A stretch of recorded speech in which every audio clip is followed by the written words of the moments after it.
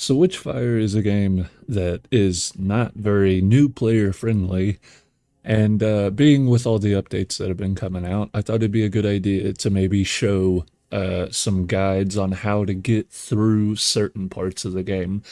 Uh, Mostly just being the bosses and the vaults.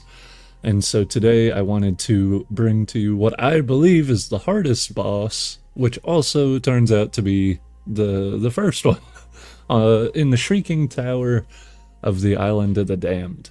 Now, a quick thing that I want to say before we get into how to go about all this.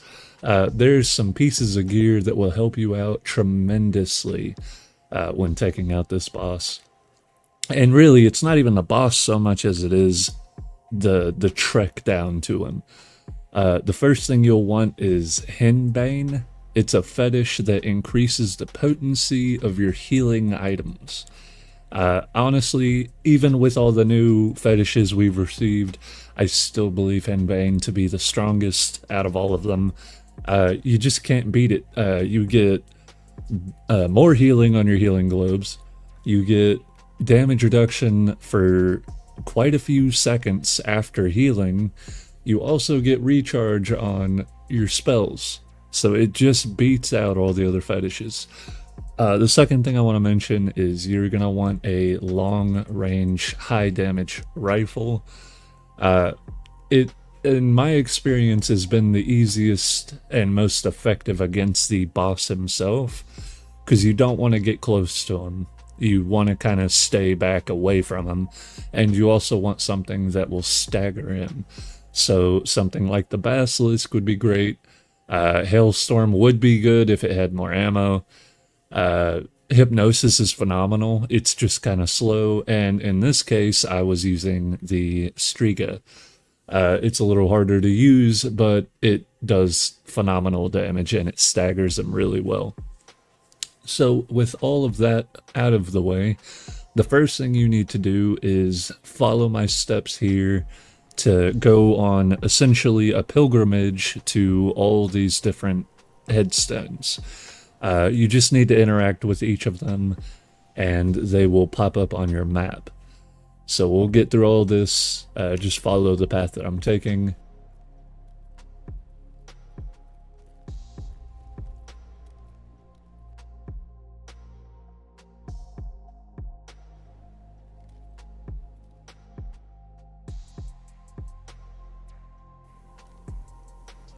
And after you're finished, you can go up to the Shrieking Tower and you'll go into the main room, and you'll notice that there is a giant skeleton laying on a slab of stone, and it's surrounded by these fire pits.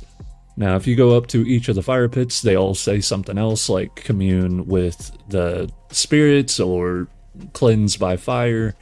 And it's somewhat of a riddle, and it's also kind of just a giant combination lock.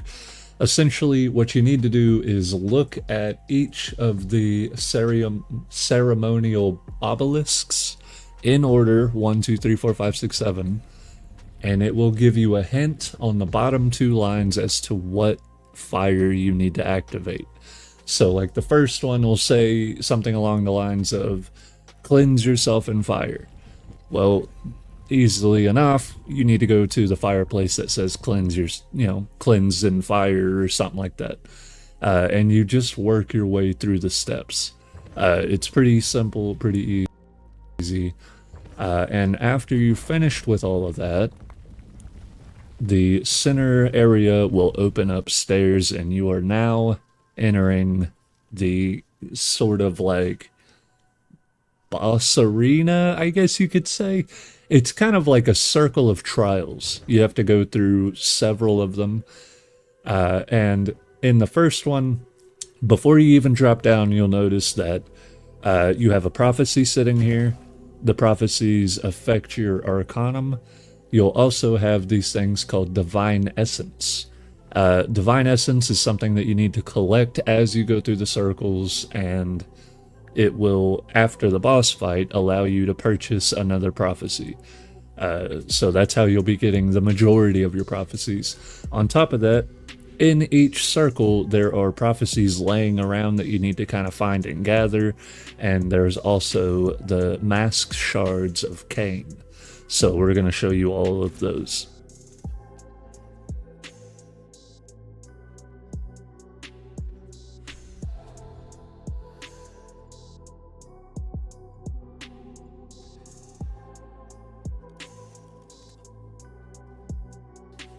Now, in the first circle of hell, or in the first circle, you'll notice that you have to go through this giant descent, jumping down from these walkways down and down and down. And once you get to the bottom, there'll be a bunch of enemies that spawn in.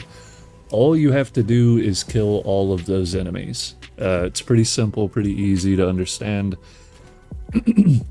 And if you're struggling, there is a spot that I get to here in a minute where you're up on the ledge next to the kind of sconce, and they kind of have to do this fiddly thing where they walk up the walkway through the water, and it just gives you a bunch of time to shoot them. It's a pretty easy step. I suggest bringing along something along the lines of like Cursed Bell or Fire Stake, just these giant AoE skills. Those are excellent for this step. And now these enemies are slightly different from any other enemy in the game, where their head is not necessarily their crit spot. It's whatever body part is glowing red. It could be their arm, their chest, or their head. So just look out for those and you'll be just fine. Now you'll notice that there's these like sconce or pillar dills that are different colors. There's a yellow, white, orange, red, green, and I think that's it. I think there's 5. Each of those will give you something, but take something away. It'll take one of your Arcana slots and turn it into a debuff, but it will give you whatever it says. The yellow one will give you Divine Essence. The green one will give you a healing potion. The red one will heal your health. The orange one will give you demonic ammo. And the white one will refill your ammo. So you need to use these sparingly. You really need to make sure that you are in desperate need of them because they're not free. They take one of your buffs, turn it into a debuff. Now, to get into a little bit about the debuffs, there's a couple that I would avoid, and there's a couple, I mean, they all suck, right? But there's some that are better to take than others.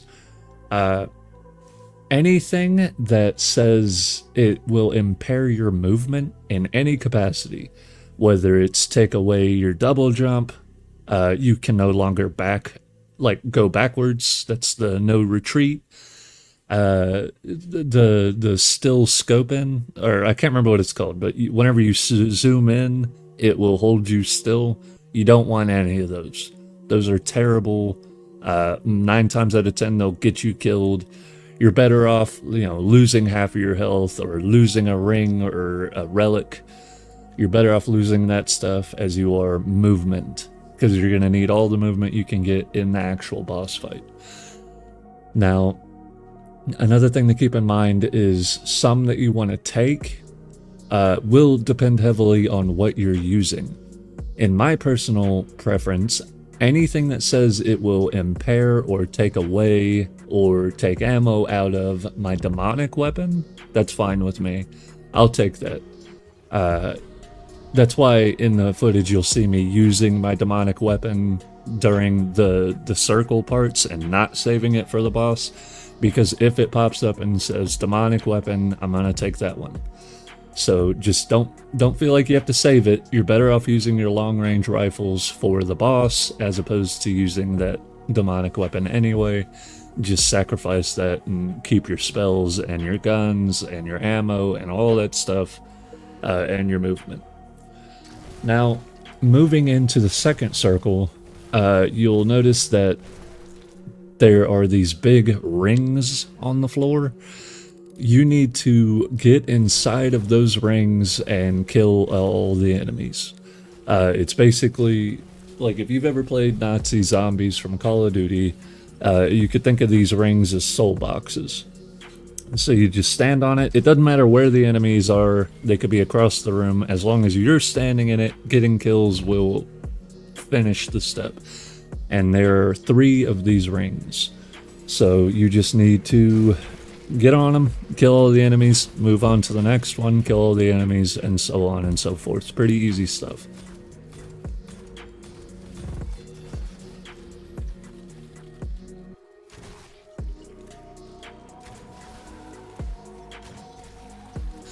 Now, in this second room, I do want to show that there is another Mask of Cain shard on the statue behind the 3rd circle. So whenever you kill the last enemy and it pops up with the big green crystal, just turn around and that statue behind you will have the Shard of Cain. There's also, I believe, 2 prophecies in this room. So you just, or honestly, I think it might just be 1. I think there's 1 prophecy in this one, there's 2 in the 3rd. So with all of that out of the way, that is the entirety of the 2nd circle. Congratulations, you're moving into the 3rd circle. Now, whenever you get down to the 3rd circle, you'll notice that there is a bunch of enemies just standing and praying at this weird statue of sorts.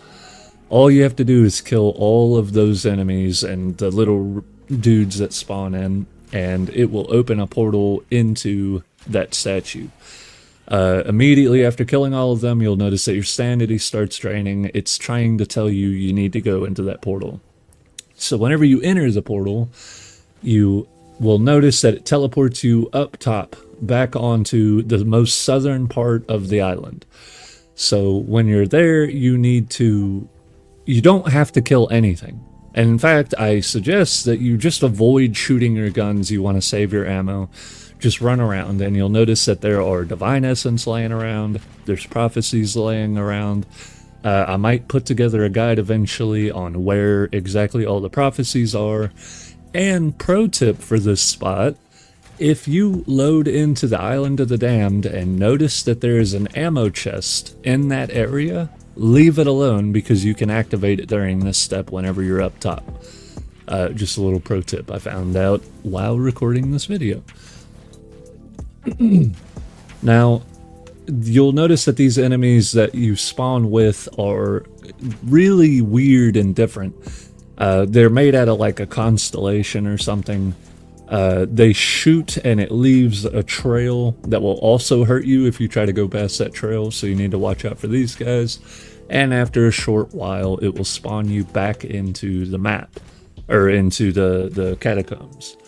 Now, all you have to do is, just like first step, kill all the enemies. It'll spawn in some of those dudes that have the trails and the constellation guys. And it will also spawn in a little wizard guy. You just need to kill all of that stuff and the portal will reopen. You go back through the portal, just keep running around looking for prophecies and Divine Essence, and after a minute it will teleport you back for a second time, and that is completed that step.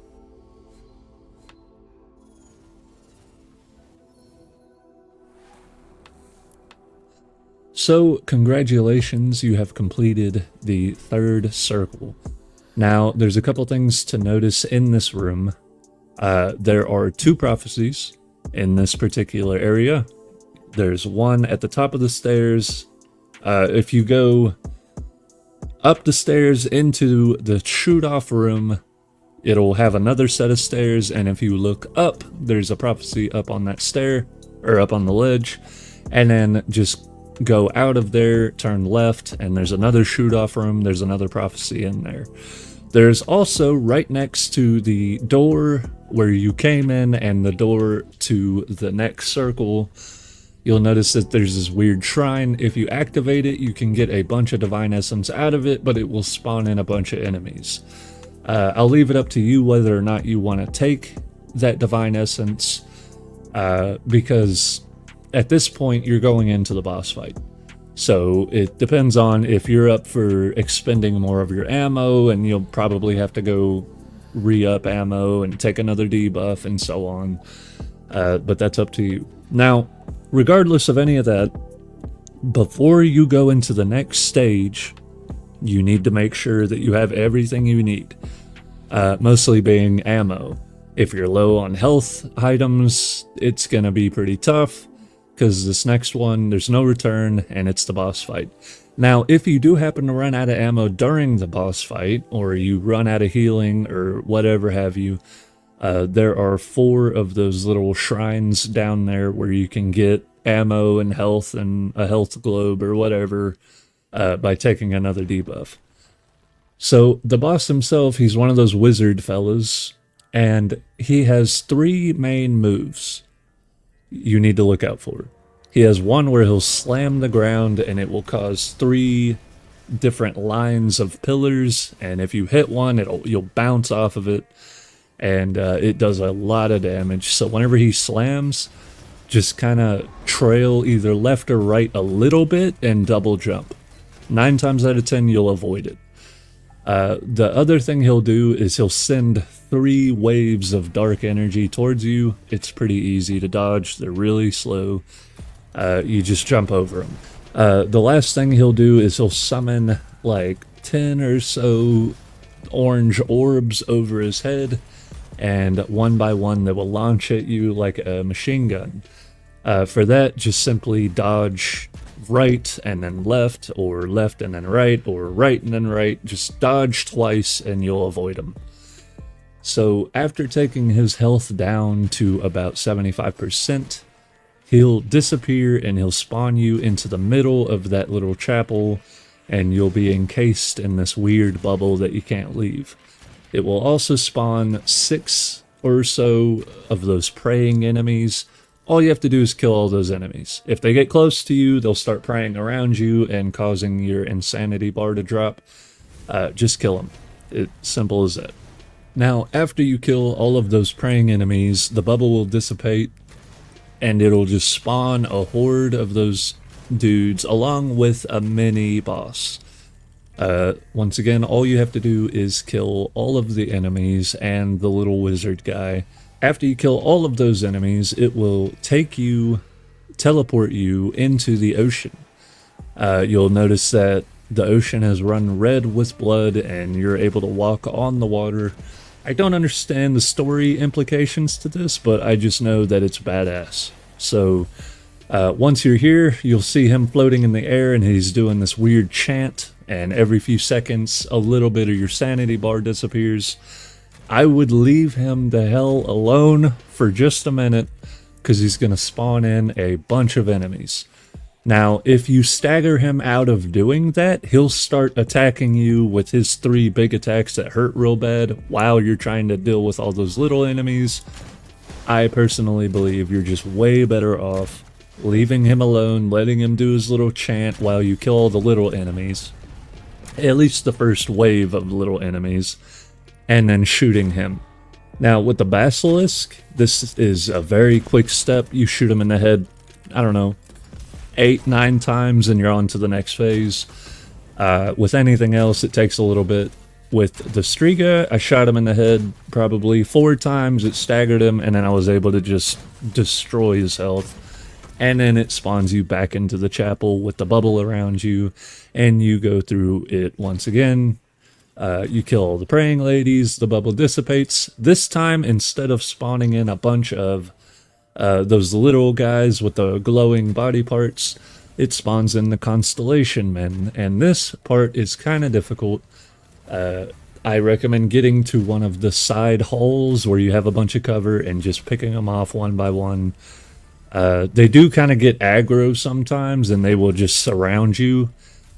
I don't have a good answer for you other than just kill them as quickly as you can, but try your best not to take much damage, which is a given.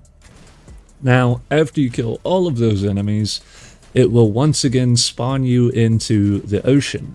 Now, this is the last phase of the boss fight, and what I find to be most successful, because at this point you're probably low on healing, you're probably low on ammo, and shit is going bad. It's the final stage. You're probably panicking if this is your first time. And this is where I say, just throw down your burning stake or your curse spell, or another great one to have would be the bubble shield, the ice shield. Just throw those down to stop all those other enemies and go ham on the boss. This is the last stage, just get them gone. After you do enough damage, you can kill them, and all the little enemies will disappear, and you will have successfully beaten the boss, and it will spawn you back into the chapel. Now, when you're back in the chapel, you're not quite done yet. There is a few things that need to be grabbed. First off, you can go to the shrine where the boss spawned, and this is where you will spend your divine essence to gain new prophecies. I believe you can do this up to 5 times to get 5 prophecies. On the desk next to that shrine, you will find a nice little gun called the Rotweaver. It's an excellent gun to have in your arsenal, and it's one of only 2 guns that can be found out in the world. Now, in the back corner of one of the side hallway shoot things, you will find your final piece of the Mask of Cain, and that is it. Congratulations. You have gathered all the stuff, you have killed the boss, and you can move on, or now you can upgrade the Rotweaver and do it again and again, because the Rotweaver is honestly probably one of the best weapons for the circles. So, if you enjoyed these in-depth guides on how to get through these boss fights, let me know. I do have one coming for the Avatar on Scarlet Coast and on the castle map, and then I'll of course have 3 other guides going over the different vaults. But let me know if you enjoyed it or if it helped in any way, and I'll see you guys later.